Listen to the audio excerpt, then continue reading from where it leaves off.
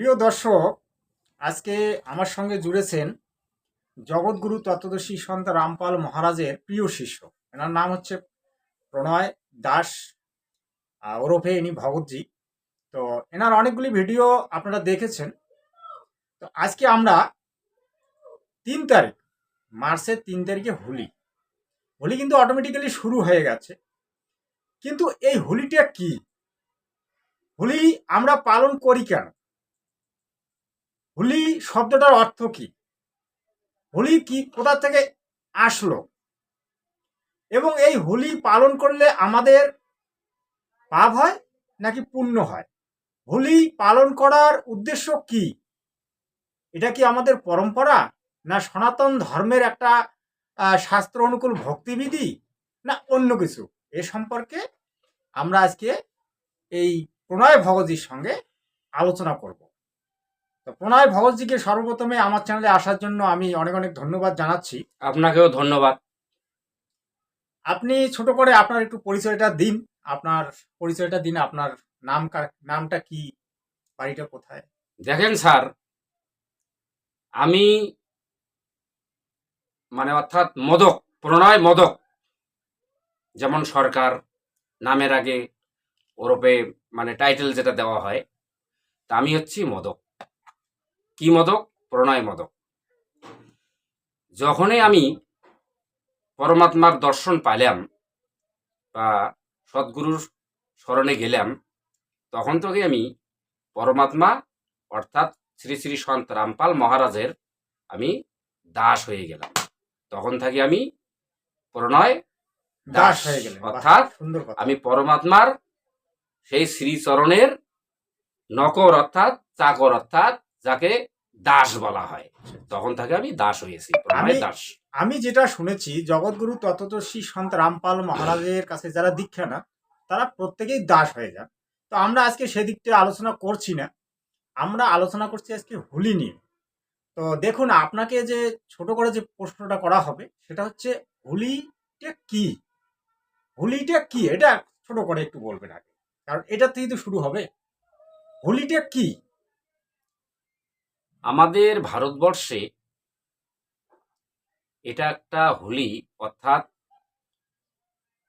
আগামী 3 মার্চ যে হতে চলছে, এই হোলিটা আমরা সত্যিকারিটা না জানিয়া, যেটা জানি যেটাকে ডোল পূর্ণিমা বলা হয়, যে রাধা গোবিন্দ পূজা করিয়া ওনার শ্রীচরণে আবির দেওয়ার পরে যে রং বিরঙ্গে এর মুখে ওর শরীরে যে হোলিটা দেওয়া হয়, সেটাকে আমরা ভারতবর্ষের লোক এটাকে একটা মুখদায়ক মনে করি, এটাকে একটা আমরা তেওয়ার মনে করি, তিথি মনে করি। পরম্পরা। কিন্তু যদি আপনি জানতে চান যে এই যে হোলি, এটা বাস্তবিক যেটা, সত্যিকারে যেটা কি, সেটা আপনি আপনার গুরুর কৃপায় যদি বলেন তাহলে ভালো হয়। তাহলে আমি গুরুজির দয়ায় বলতে পারি। কিন্তু এই যে সংসারের লোক যেটা এ অবধি মুখদায়ক তেওয়ার ভাবিয়া এই রাধা গোবিন্দর চরণে আবির দেওয়ার পর ওই নিজেরাই আবির বা রং বিরঙের হুলিয়া বদল দিয়া যেটা করে, এটাকে এরা হোলি মনে করে। কিন্তু বাস্তবিক যেটা সত্য, সেটা হচ্ছে এটার থেকে আলাদা। তো জগৎগুরু তত্ত্বদর্শী সন্ত রামপাল মহারাজের প্রবচনে আমি শুনেছি, হোলিকা নামে একজন ওই হিরণ্যকশিপুর বোন ছিল। তো ওই প্রহ্লাদকে আগুনে দগ্ধ করার জন্যে ওই একটা আগুনের কুণ্ডের মধ্যে বসেছিল, কিন্তু সেখানে প্রহ্লাদ মরেনি, কিন্তু ওই হোলিকা নামে যে ওই রাক্ষসী, উনি মরে গিয়েছিল। তখন থেকে এই এটা চলে আসছে, সেটাকে হোলি নাম দেওয়া হচ্ছে। এটা কি সত্য? দেখেন, সত্য ঠিকই। আপনি যাহা শুনেছেন শ্রী শ্রী সন্ত রামপাল মহারাজের প্রবচনে, বা আমার মতো ওনার শিষ্যর কাছে, যাই হোক, যাদের কাছেই আপনি এই বিষয়ে শুনেছেন, ঠিকই আছে, তবে আমাকে যদি বলেন আমি ডিটেলস একটু 5 মিনিটে বলতে পারি, তবেই আপনার চ্যানেলের যে প্রিয় দর্শক বন্ধু ভাই আছেন অবশ্যই তারা বিষয়টা বুঝতে পারবে যে হোলিটা সত্যিকারে অবশ্যই এটা কি মুখদায়ক, মানা ঠিক না ব্যাঠিক। অবশ্যই আমি ওই দিকটা একটু পরে নেব। আমি ছোট আর দুই একটা কোশ্চেন করার পরে বলেন। আপনাকে ওই দিকটা মানে শেষে ওইটা ডিটেলসটাই আসবো। হুম, তো এই যে হোলিতে আজকে সনাতনী ভাই থেকে শুরু করে, ইসলাম থেকে শুরু করে, খ্রিস্টান থেকে শুরু করে সকলেই কিন্তু এই যে এত বড় বড় লাল বোতল ঘরে এনে রাখতেছে অটোমেটিক্যালি, মানে টাকা খরচা করে ঘরে এনে রাখার শেষ। তাহলে এই যে দারু পান করলে মানুষের যে কি ক্ষতিটা হয় সেটা একটু বিজ্ঞানের দিক থেকে এবং শাস্ত্র দিক থেকে আপনি একটু বলবেন। দেখেন আমাদের ভারতবর্ষে, আমরা ভারতবাসী অর্থাৎ বিশেষ করে যারা সনাতনী আছে, সত্যিকারে বাস্তবিকটা না জেনে যাহা করতে চলছি, আমরা জানি না যে ভগবানটা শুধু ভারতবর্ষে আছে আর বাকি যে দেশগুলো আছে সেখানে নাই। এই হোলিটার জন্য আমাদের সনাতনী কিছু কিছু, সবারই কথা আমি বলবো না, কিছু কিছু আমারই ভাই ব্রাদার,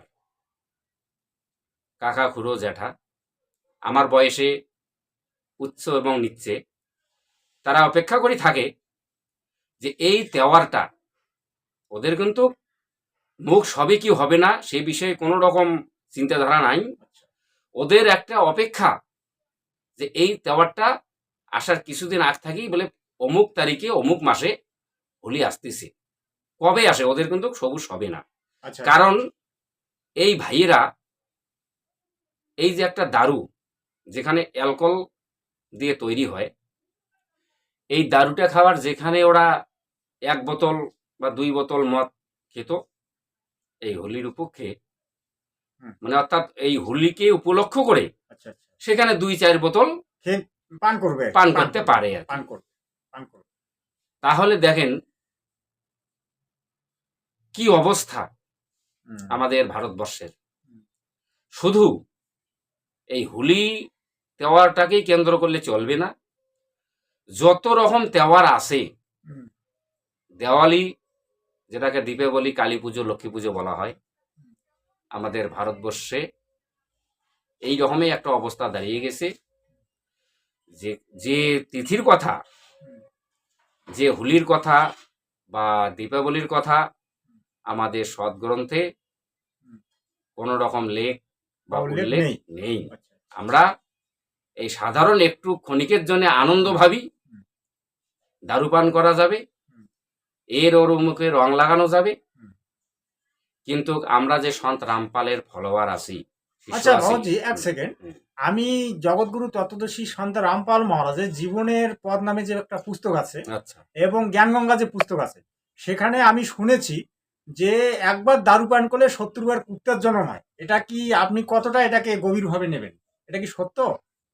দেখেন এই বিষয়ে পরমাত্মার এক বাণী আছে, হ্যাঁ, সে বাণীটা হচ্ছে মদরা পিবে করবা বাণী, হুম, ৭৪ জনম সোয়ান কি জানি, অর্থাৎ কুত্তেকা জানি। আচ্ছা আচ্ছা, যদি কোনো মনুষ্য শরীরধারী প্রাণী হুম, এই দারু 1 ঘুট পান করেন, হ্যাঁ, 1 ঘুট, মানে এক কাপ আর কি। 1 কাপ যাকে বলা হয় 1 পেয়ালা, হ্যাঁ, আচ্ছা আচ্ছা, তাহলে এই মনুষ্য শরীর ত্যাগ করার পর হুম, ৭৪ জনম কন্টিনিউ প্রত্যেকা জন্ম। তার কুকুরের আচ্ছা গর্ভে জন্ম নিতে হবে।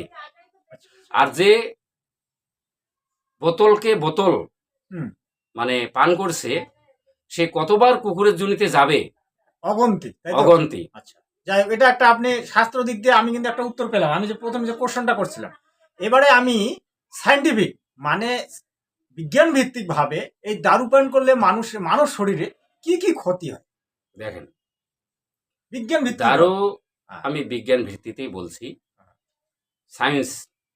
হ্যাঁ, এই দারুটা তৈরি হয় এখানে একটা অ্যালকোহল কেমিক্যাল, কেমিক্যাল এক আছে। জাতীয় কেমিক্যাল আসে। হ্যাঁ। এইটা মানে যদি পান করা যায়, মনুষ্য শরীরের মধ্যে যায় না, হুম। তখন মানুষের শরীর যে পতঙ্গ, রিপু, হুম। ফেফড়া, মেন মেন এই যে সমস্ত, মেন মেন যে পার্টস গুলো, হ্যাঁ এই কিডনি থেকে এই শুরু করে হৃৎপিণ্ড থেকে শুরু করে যা যাবে, হ্যাঁ হ্যাঁ আচ্ছা, মানে আচ্ছা, এগুলার ক্ষতি হ্যাঁ, করে, খুব ক্ষতি করে। আচ্ছা। নেশাটা ক্ষতি করে। এবং রিপু যখন মানে নেশায় মানে ওটাকে যায় অ্যাট্রাক্ট করে, তখনই দেখবেন, তখনই কিন্তু ব্রেনের শিরা ধমনীতে যখন যাবে, শরীরের রিপুতে যখন যাবে, নাসে যখন যাবে, এই নেশাটার এমনই একটা বিজ্ঞান ভিত্তিক একটা আছে, তখনই কিন্তু ওদের হাত পা ব্রেনটে কাজ করে না, ওটাকেই বলা হয় নেশা। হুম, হুম, আর এই নেশার তরফ থাকাতেই যত ক্ষতি হচ্ছে, ওটা কিন্তু ওই ব্যক্তিরা বুঝতে পারে না, বুঝতে পারবেন। আচ্ছা। ঠিক আছে।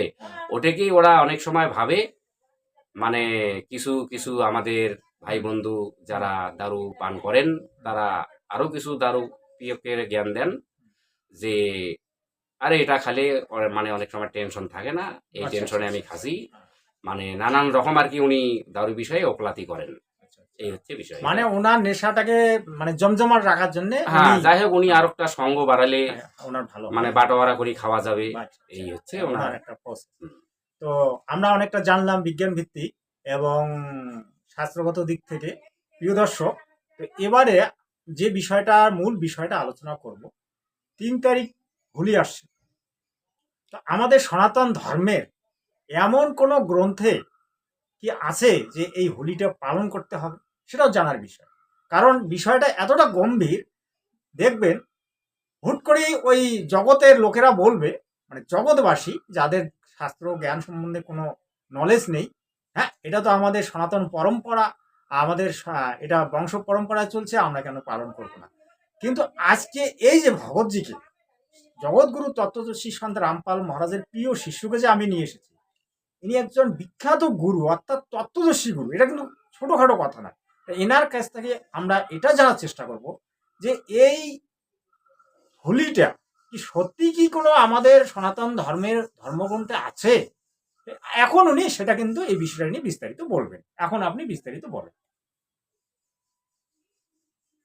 সৎ সাহেব, প্রথমেই বলছি, আমি যা বলবো আমার শ্রীগুরু সন্ত রামপাল মহারাজের দয়াতেই বলবো, এবং ওনার কথা ভিত্তিতে এবং স্বাস্থ্য আধারেই ওনার নাম নিয়ে আমাকে বলতে হয়। বিষয়টা হচ্ছে, আগামী 3 মার্চ আমাদের ভারতবর্ষে একটা বিশেষ সংস্কার বা পরম্পরাগত একটা তেওয়ার হতে চলছে, হোলি, হোলি নামে। যেটাকে হোলি বলা হয়। এবারে আমরা বিশেষত যাকেই জিজ্ঞাসা করি না কেন, আমাদের এই যে নকলি গুরু বা একটু সমঝদার ব্যক্তি আছে, তারা বলবে যে এটা আমাদের ভারতবর্ষের সংস্কার বা পরম্পরাগত তেওয়ার, হুম। এটাই বলবে। কিন্তু এদের এইটুকুই জ্ঞান, কিন্তু এদের এইটুকু জ্ঞান নেই যে এই তেওয়ারটা যে আমরা আজকে মানতেছি, এটা সত্যিকারে আমাদের সনাতনী যে শাস্ত্র, অর্থাৎ গড গিভেন যে পুস্তক আছে, গড হোলি বুক, গড গিভেন। হ্যাঁ গড গিভেন হোলি বুক, হোলি বুক। 4টি বেদ আছে, এবং 4টি বেদেরই সারাংশ শ্রীমৎ ভগবত গীতা। এই রকম হোলির করার কোন রকম কিন্তু লেখ বা উল্লেখ নেই। অতএব খুব সুন্দর কথা বলছেন। আমরা যাহা করতেছি এটা সংস্কার বশ এবং বংশ পরাক্রম অনুসারে এটা করতেছি। এটা এটা তাহলে আমি এটা ধরে নিতে পারি যে এটা একটা কুসংস্কার নাকি? হ্যাঁ, এটা একটা কুসংস্কার আচ্ছা, বা অন্ধবিশ্বাসের কারণে এটা হচ্ছে আমরা দন্ত কথা আধারে হুম। এটা করে করতেছি। আসতেছি, করে আসতেছি। এবার ঠিক। অনেক গুরু ঘন্টাল আছেন, তারা বলবেন অনেক সময় নানান রকম ক্যাটাগরিতে গলত এক্সাম্পল দিয়ে বলবেন যে এটাকেই মোক্ষদায়ক হয়, কিন্তু আসলে তা নয়। আমাদের কোনো রকম হোলি বুকসে, অর্থাৎ শাস্ত্রগ্রন্থে লেখ বা উল্লেখ বা ভগবানের কোনো অনুমতি নেই। আচ্ছা ভগৎজি, এটা আপনি বেশ ক্লিয়ার বললেন, আমি বুঝতে পারলাম এবং আমার যারা প্রিয় দর্শক তারা বুঝতে পারলেন। কিন্তু হোলি, আমি যে আগে বললাম যে এই যে প্রহ্লাদ, ভক্তের প্রহ্লাদ, হ্যাঁ, হোলিকা দহন হলো এবং ভক্ত প্রহ্লাদ বেঁচে গেল, তারপরে ওখান থেকে হোলিটা শুরু হলো, সেটা নিয়ে আপনি একটু বলবেন, কারণ দর্শকরা কিন্তু এটার জন্য এতক্ষণ অপেক্ষা করছে। হ্যাঁ, রাইট। হ্যাঁ। যে বিষয়টা মানে বলতে চলেছি হুম। সেটাতে হয়তো 2-4 মিনিট টাইম লাগতে পারে। হ্যাঁ, লাগো। দর্শক বিন্দুর কাছে আমার বিশেষ অনুরোধ যে বিষয়টি শেষ পর্যন্ত শেষ শুনবেন, অবধি শুনবেন বা দেখবেন, তাহলেই কিছু জানতে বস্তু পারবেন। এখানে পাওয়া যাবে। তত্ত্ব আছে এখানে, তত্ত্ব আছে। এবারে গীতাতে বলা আছে যে আমাদের যে 3 দেব আছে, ব্রহ্মা, বিষ্ণু, মহেশ, এদেরকে বলা হয় তিনগুণী মায়া। এদেরকে যে পুজো করবে, অর্থাৎ এদের উপরে, অর্থাৎ ব্রহ্মা বিষ্ণুর উপরে যে ভগবান আসে, হুম। যারা মানে না যে ব্রহ্মা বিষ্ণুই শেষ, অন্তিম, একেই যে, অর্থাৎ এই 3 গুণকেই যে পুজো করবে ঈশ রূপে, পরমাত্মা রূপে, হুম। তাকে বলা আছে যে অসুর স্বভাব ধারণ করা, মনুষ্যের মধ্যে নিজ দূষিত কর্ম কর্নেবালা মূর লোক মুস্কো, অর্থাৎ আমাকে ভজে না। এটা গীতা জ্ঞানদাতা ভগবান অর্জুনকে বলছে, বলছে। বলছে, বলছে। অবশ্যই বলছে, আমি পড়েছি, বলছে। বলেন। এর মধ্যে এক রাজা সত্যযুগে ছিল, তার নাম হচ্ছে হিরণ্যকশিপু। হিরণ্যকশিপু। আচ্ছা। উনি ছিলেন ভগবান ব্রহ্মার ভক্ত। উনি এই ভগবান ব্রহ্মাকে খুব পুজো অর্চনা করান। এই পুজো অর্চনা করাতে ভগবান ব্রহ্মা ওনাকে বরদান দেন। এটাই বরদান দেন যে ওনার মৃত্যু কোনো রকম অস্ত্র শস্ত্র বা রাতে বা দিনে হবে না।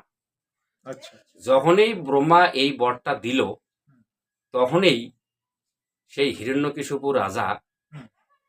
ওনার মনের মধ্যে বা উনি ভাবি নিল যে আমি নিজেই পরমাত্মা, আমি অমর হয়ে গেলাম, আমি অমর হয়ে গেলাম, আমাকে আর কেউ মারতে পারবে আমি না। নিজে নিজেই ভগবান। ভগবান, অর্থাৎ ছোটখাটো ভগবান নয়, উনি পরমাত্মা ভাবি নিল।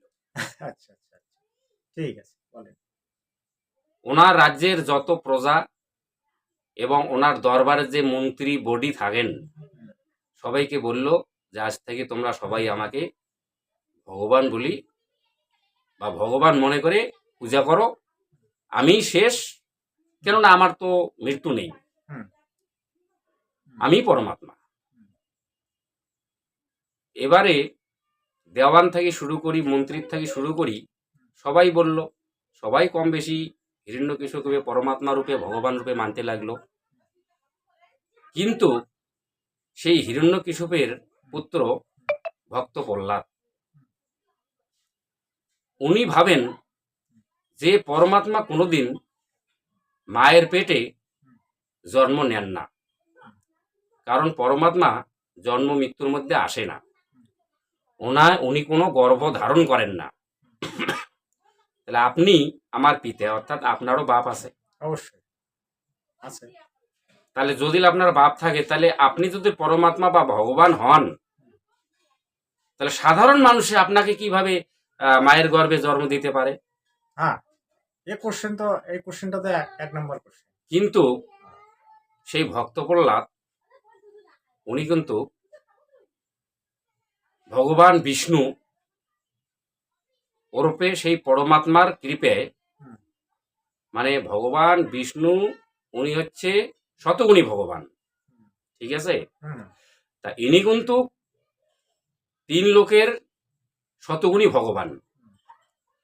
এবারে এনার যে, অর্থাৎ কর্ম, যে মানুষের লেখ, যেটা ভাগ্যে যে লেখ থাকে পাপ পুণ্যের আধারে, হুম হুম। উনি কিন্তু সেটাই দেন। এই 3 গুণ আছে ব্রহ্মা বিষ্ণু মহেশ, আচ্ছা আচ্ছা। কিন্তু ওনাকে প্রেরণা করতেছে সেই পরমাত্মা যে অজন্মা। হুম। যাই হোক, সেই সূত্রে বিষ্ণুকে সামনেই দেখা যাচ্ছে, তো হুম। পরমাত্মা তো উনি নিজে আকারে আসেন না, কারণ ওনার রূপ এই চর্ম চোখে সহ্য করা যাবে না। এবারে ওই ভক্ত প্রহ্লাদ বিষ্ণুরই ভক্ত মানেন, উনি ওনার বাবাকে পরমাত্মা মানেন না। হুম। এই সমাচারটা হুম। ওনার মন্ত্রী দিয়ে দিলেন যে দেখেন, কম বেশি সবাই আপনাকে পরমাত্মা ভাবে বা মানে, কিন্তু আপনার নিজের যে পুত্র হুম। প্রহ্লাদ, হুম। সেই তো আপনাকে মানতেছে না। হুম। তাহলে আপনি রাজা বা আপনি ভগবান নিজে নিজে সিদ্ধ হতে চাচ্ছেন, হুম। আমরা মানলাম, হুম। কিন্তু আপনার যে পুত্র সে তো মানতেছে না। হুম, নিজের পুত্রই মানতেছে না। তাহলে আমরা মন্ত্রী হয়ে আপনার ছেলেকে তো মারধর বা শাসন করতে পারি না। অবশ্যই অবশ্যই। এই বিষয়টা আপনি নিজেই একটু দায়িত্বে নেন, কি করা সম্ভব কি অসম্ভব। আচ্ছা আচ্ছা। তখন সেই হিরম্য হিরম্যকশিপু রাজা, উনি কিন্তু এই ভক্ত প্রহ্লাদকে মারার জন্য বহু রকম বহু প্রকারের কুচেষ্টা চালিয়ে গেছে। সেটা কি রকম? সিংহের সামনে দেওয়া, সিংহের মুখে ফেলে দিয়েছে, পাহাড় থেকে ফেলে দেওয়া, নদীতে ফেলে দেওয়া। এবারে সমুদ্রতে অর্থাৎ নদীতে ফেলে দেওয়া, পাহাড় থাকিয়া। উনি কিন্তু ওই ওনার বাপের নাম না নিয়ে, ও বাবা না কয়ে, উনি বলেন হে পরমাত্মা, হে ভগবান, রাম রাম রাম রাম। রাম রাম। আচ্ছা, রাম রাম। তাহলে এটা কিন্তু সত্যযুগের ঘটনা। সত্যযুগে, সত্যযুগে তো রাম নামই ছিল নাকি? দেখেন, ও রাম তো আলাদা, ও বিষয়ে আমি যাব না। আচ্ছা আচ্ছা। আমি দর্শক বিন্দুকে এটাই জানানোর জন্য প্রয়াস করতেছি। তাহলে এত চেষ্টা করার পর যখন সেই পরমাত্মা ওনাকে শূন্যতেই বাঁচিয়ে নেন, গরম তেলের মাঝখানে যখন ঢালে দেন, ওখান থেকেও বাঁচান। এটা বলা হলো যে তুমি যে পরমাত্মাকে মানো বা ভজনা করো, আমি তোমাকে মারবো, দেখি তোমার পরমাত্মা সেই ভগবান তোমাকে বাঁচায় কিনা। বলে মারো। ওখানেই কিন্তু সেই পরমাত্মা ভক্ত প্রহ্লাদকে বাঁচান। আচ্ছা যখন সব ভগৎজি, ছোট্ট করে একটা বলবো, আপনি যে বিষয়টা টানলেন পরমাত্মা, কিন্তু আমি যাদাতর ওই মানে বাংলার যারা কীর্তনীয় থেকে শুরু করে ভাগবত পাঠক যারা কথাবাচক, তারা ওই সকলেই বলে যে হরি বাঁচিয়েছে, হরি বাঁচিয়েছে। তো আপনি তো পরমাত্মার কথা বলতেছেন, পরমাত্মাটা কে এ নিয়ে একটু বলবেন ছোট করে। পরমাত্মাটা কে? দেখেন, আমাদের পশ্চিমবাংলায় হুম। অর্থাৎ ওয়েস্ট বেঙ্গল, হুম। আমরা যে শ্রীহরি হুম। বা নারায়ণ বা গোবিন্দ, হুম। এই যে এগুলার নাম, আর আমি যে পরমাত্মার নামটা টান দিলাম, এই পরমাত্মা সম্বন্ধে না আমাদের পশ্চিম বাংলার যেখানে যত গুরু আছেন না, এ বিষয়ে একটু কমে জানেন। এখানে গীতাতে লেখা আছে স্বর অক্ষর ইহলোকে দো পুরুষ আছে, উত্তম পুরুষ তো অন্য ইতি উদারতে, ও লোক ত্রিয়ম অবিশ্রম অবিশ্রম ভূতে। কারণ অর্জুন, এহলোকে দ্বিবিধ পুরুষ, দুইজন পুরুষ, স্বর এবং অক্ষর, আর উত্তম পুরুষ তো অন্য, উনি পরমাত্মা নামে অভিহিত হন, উনি তিন লোকে প্রবেশ করি সবারই ধারণ পোষণ করেন। এখন আমি বিষয়টা বুঝলাম, বুঝছেন? আর এই যে কি বললেন হরি, হুম। ওই বিষ্ণুরে এক নাম হরি। আর যে নারায়ণ, নার মানে জল, আয়ন মানে আশা, ঠিক আছে? হুম।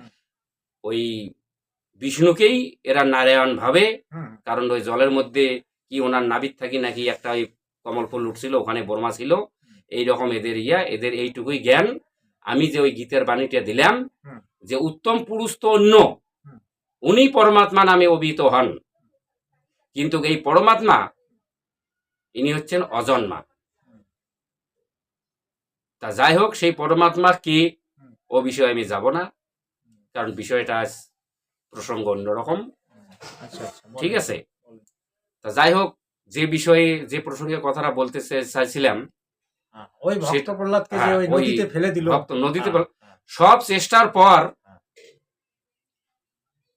ওই হিরণ্যকশিপুর এক বহিন আছে, যার নাম হচ্ছে সিমহিকা। আচ্ছা, সিমিকা নাম। সিমহিকা।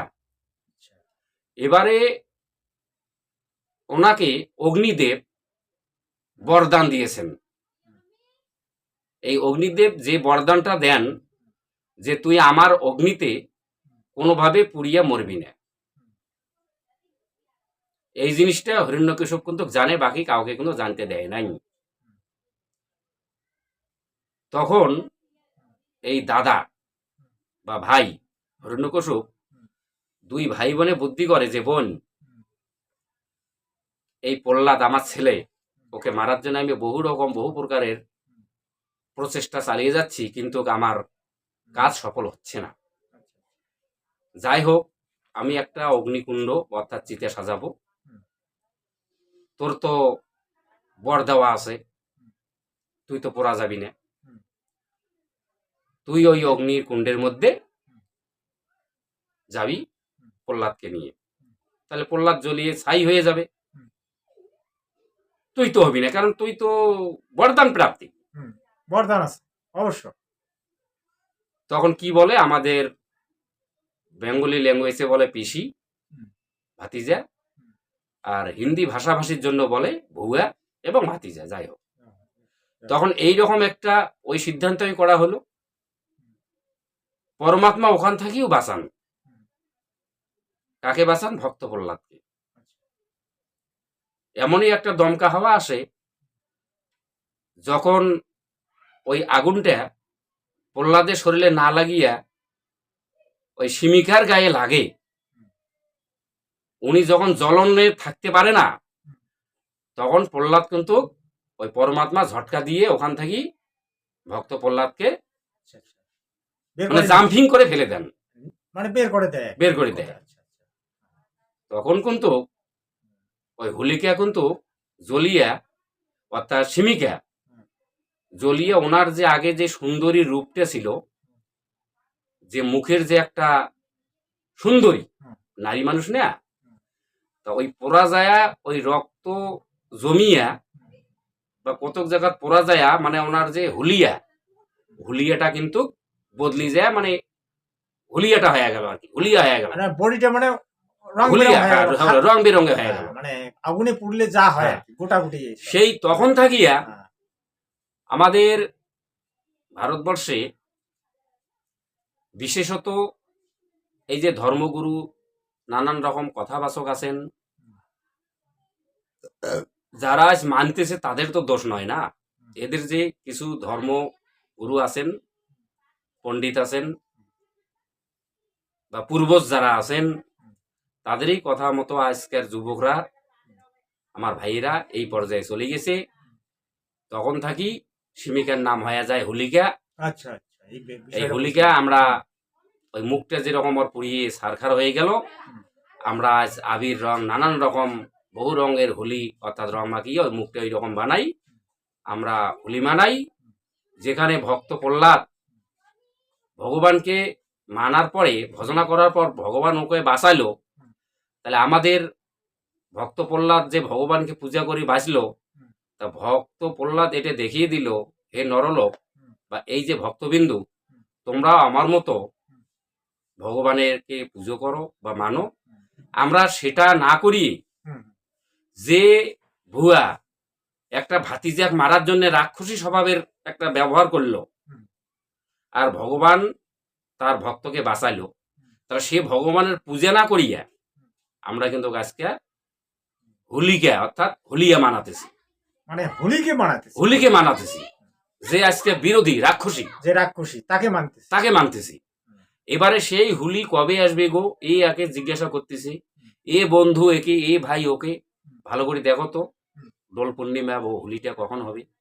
এখানে দেখো ওই গোবিন্দ, রাধা গোবিন্দ বা বিষ্ণুর ইয়া, ওই যে প্রথমে ওখানে ছবিটা দেখাচ্ছে বিষ্ণুর, এবারে বিষ্ণুকে আগে রাখিয়া যে দোষটা যেন তোরে হয় নাকি। এবারে এখন দেখি সেটাও নাই, হোলি আছে 3 মার্চ, 2 দিন আগ থেকে এই নরলোক এই হোলিয়া বদলে চলতেছে, চালু করে দিয়ে দিছে। তাহলে কি হলো এটা?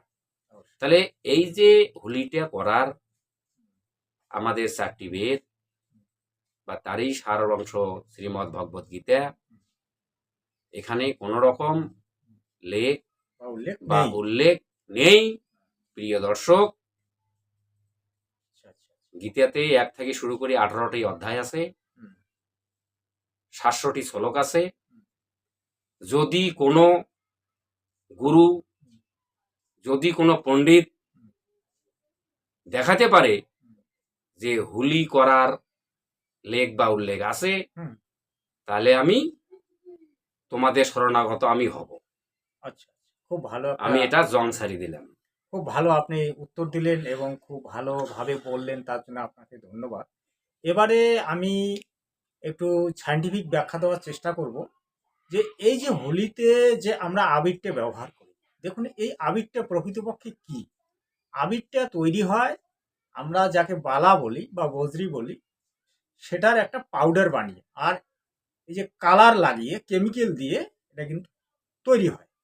যখন আমরা অত্যধিক এই আবিরটাকে ব্যবহার করব আমাদের মাথায় মুখে, তো আমাদের শরীরের ভিতরে যে কেমিক্যালটা প্রবেশ করবে, সেই কেমিক্যালটার কারণে আমাদের স্কিনগুলো খারাপ হবে।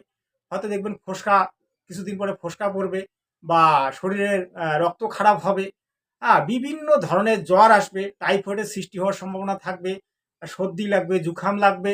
হ্যাঁ, বিভিন্ন ধরনের রোগের কিন্তু আমাদের সেদিন থেকে জন্ম হবে। বিশেষ করে যারা অত্যধিক দারু পান করবে, তাদের কি ক্ষতি হবে? তাদের শরীরের যে ব্লাডটা, এই ব্লাডটা ঊর্ধ্বগতি হবে। ঊর্ধ্বগতি হওয়ার কারণে তাদের ফেফড়া, কিডনি, হ্যাঁ, এগুলো ডাউন হয়ে যাবে। তাদের দেখবেন যে তারা 8-10 দিন খেতেই পারবে না, অটোমেটিক্যালি শরীরটা কমজোর হয়ে যাবে। হ্যাঁ, আমরা কিন্তু আসলে ভুল করি। এটা একটা আমি আপনাদেরকে মোটামুটি একটা সায়েন্টিফিক ব্যাখ্যা দিলাম। এবারে আমি আসবো এই হোলির দিনে, আমি ওনার কাছ থেকে এই কোশ্চেনের উত্তরটা নেব। হোলির দিনে দেখবেন 10 কেজি মুরগা বা 10 কেজি পাটার মশম একেবারে কড়াইতে সেরকম তেল মশলা দিয়ে তৈরি হবে। তারপর বসে একদম পার্টি, 10-12 জন একদম চারিদিকে বসে দারুর প্যাক বানাবে, পান করবে, আর ওই মশম টুকরে তুলবে আর হ্যাঁ খাবে। তো আমি দারুটা নিয়ে আমরা আলোচনা করেছি। তো এবারে কিন্তু আমি এই যে মাছ মাংস খাওয়াটা নিয়ে, এটা এনার কাছ থেকে আমি উত্তরটা একটু নেওয়ার চেষ্টা করব। তো আপনি একটু বলবেন যে এই মাছ মাংস খাওয়াটা কি উচিত কি উচিত? সদ্গুরুদেব কি জয়।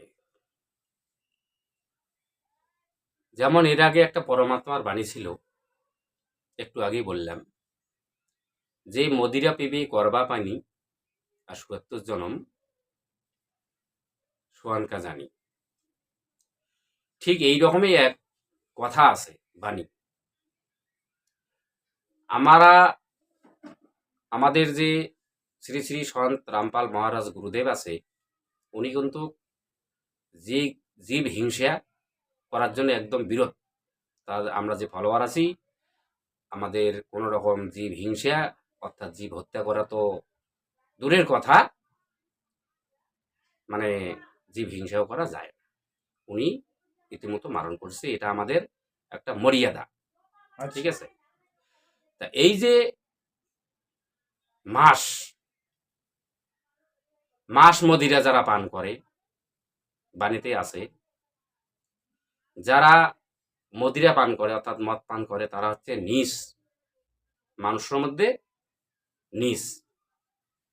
আর যারা মাস বা মছলি অর্থাৎ মাছ খায়, তারা হচ্ছে রাক্ষস স্বভাব ধারণ করা মানুষ। হুম, একটা আমি এক্সাম্পল দিতে বাধ্য হচ্ছি, কারণ এর সঙ্গে সঙ্গে একটু এক্সাম্পল না দিলে অত উদাহরণ না দিলে বোঝা যাবে না। হ্যাঁ বলে। যদি ত্রেতা যুগে রাবণ রাজা মুনির ছেলে বিশ্বশ্রবা মুনি ছেলে হন নাকি, হুম, অবশ্যই। তাহলে উনি কিন্তু রাক্ষস জন্মগত নয়, হুম। তাহলে কি গত হলো? কর্মগত। হুম। তাহলে সেই ব্রাহ্মণ রাজা, বিশ্বশর্মা মুনির ছেলে ব্রাহ্মণ রাজা হয়ে ঠিক এই রকমেই জীব হত্যা করতেন। উনি কি বলে বকরার মাংস খেতেন, মুরগি খেতেন, মানে তবেই তো ওনার নামটা একটা রাক্ষস উপাধি হলো, ব্রাহ্মণ না হয়ে। তাই যারা হিন্দু হোক বা মুসলিম হোক, মনুষ্য সবাই যে মাস মদিরা পান করবে তাকে নীচ এবং রাক্ষস বলা হয়েছে। এটা আমি একটা রাবণেরই এক্সাম্পল দিলাম, যে উনি তো মুনির ছেলে ছিলেন। তো আমাদের স্বামী বিবেকানন্দজি বলেছিলেন, যেবি প্রেম করে যেইজন সেইজন সেবিছে ঈশ্বর। আর আমার জগৎগুরু তত্ত্বদর্শী সন্ত রামপাল মহারাজ তিনি কি বললেন, জীব আমাদের জাতি, মানব ধর্ম আমাদের, হিন্দু মুসলিম শিখ ঈসাই পৃথক কোনো ধর্ম নয়। অর্থাৎ প্রত্যেকটা জীব আমরা জাতি। গরু একটা জাতি, ছাগল একটা জাতি, পাখি একটা জাতি। তো আমরা প্রত্যেকে কিন্তু জীব। আমি আমরা মানব মানব, আমরা মানব জাতি। মানব জাতি, আমি মানব শরীর পেয়েছি বলে যে আমি একটা জীব নই, এটা কিন্তু ভুল। তো আমরা কি করতেছি, যে জীবগুলো ঠিকমতো চলতে পারে না, যাদের বুদ্ধি নেই, যারা আমাদের উপর নির্ভর করে বাস করে, আমরা তাদেরকে গলা কেটে রান্না করে খুব মস্তি করে আমরা খাচ্ছি। তো এরা নিজেরা বলে আমাদের মতো ধার্মিক আর নেই, আমরা সনাতন ধর্মের পরম্পরাকে মেনে চলছি, আমরা আসল হিন্দু, আমাদের মতো ধার্মিক নেই। আমি ওই ভাইদের প্রতি অনুরোধ করে বলবো, ভাই সনাতন ধর্মের যে মূল গ্রন্থগুলো আপনারা একবার পড়ুন, বিশেষ করে গীতাটাকে। আর জগৎগুরু তত্ত্বদর্শী সন্ত রামপাল মহারাজের আমি এখানে লাগিয়ে দেব জ্ঞানগঙ্গা পুস্তক এবং জীবনের পথ পুস্তক, এই দুটো আপনারা পড়বেন, আপনারা বাস্তবিক সনাতন ধর্মটা কি সেটা বুঝতে পারবেন। তো প্রিয় দর্শক, আর ভিডিওটাকে তেমন লম্বা করছি না।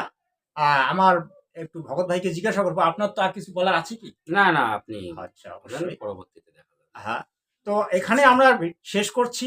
আপনাকে অনেক অনেক ধন্যবাদ আসার আপনাকে জন্য। ধন্যবাদ, হ্যাঁ। আমাদের প্রিয় দর্শককেও ধন্যবাদ। তো আমরা দর্শকের উদ্দেশ্যে আবার বলবো, যারা এই ভিডিওটি দেখবেন তারা নিজের প্রতিক্রিয়া কমেন্টে জানাবেন, আমরা সত্য বললাম নাকি মিথ্যা বললাম।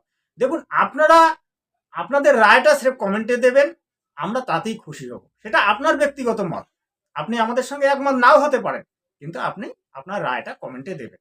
এই বলে শেষ করছি, আপনাদেরকে অনেক অনেক ধন্যবাদ।